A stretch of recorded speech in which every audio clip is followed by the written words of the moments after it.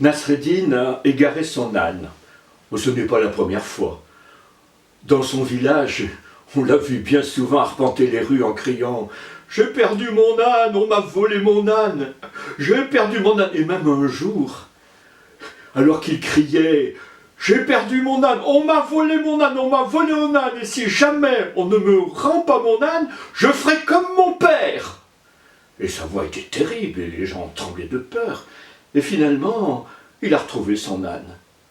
Alors, un peu curieux, quelqu'un s'est approché de lui, il a demandé « Et au fait, qu'est-ce qu'il a fait ton père ?»« Mon père, il en a acheté un autre. » Seulement, ce jour-là, Nasreddin a perdu son âne à Istanbul.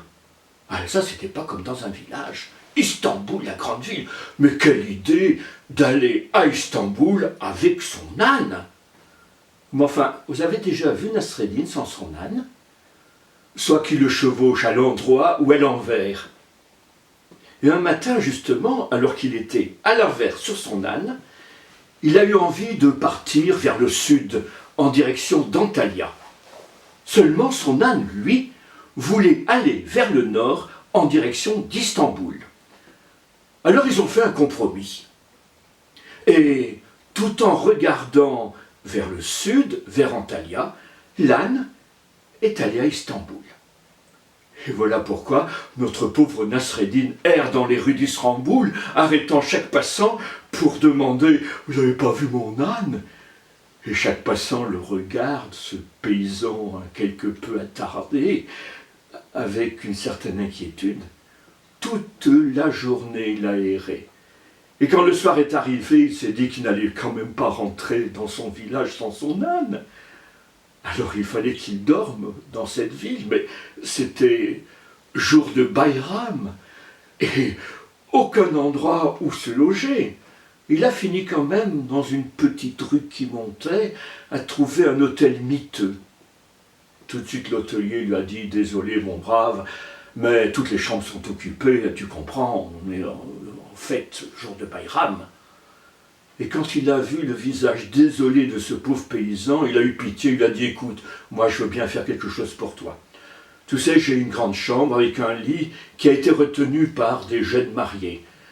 Ils vont arriver certainement très tard dans la nuit. Alors ce que tu peux faire, c'est te glisser sous le lit. Alors bien sûr, tu ne fais aucun bruit, et puis tu t'arranges pour partir assez tôt le matin, avant qu'il ne se réveille. » Nasreddin était bien content d'avoir au moins un endroit où se coucher, et puis il avait l'habitude de coucher à même le sol sur sa natte. Il s'est glissé sous le lit, et très vite il s'est endormi, il avait posé sa tête sur son baluchon. Dans la nuit, il a entendu la porte de la chambre s'ouvrir, les petits rires, et puis les jeunes mariés se sont assis sur le lit. Il les a entendus qui gloussaient, qui se faisaient des mamours, et le jeune marié s'est penché sur le visage de sa bien-aimée et lui a dit « Oh amour, amour, dans tes yeux, je crois voir tout Istanbul !» Alors Nasreddin a sorti la tête de dessous le lit. « Oh, homme admirable, qui a un œil de lynx, si tu vois tout Istanbul, est-ce que par hasard tu vois pas mon âne ?» Et du côté de la fontaine, qu'en est-il de cette histoire? Un villageois ayant perdu son veau, l'alla chercher dans la forêt prochaine. Il se plaça sur l'arbre le plus haut pour mieux entendre et pour voir dans la plaine.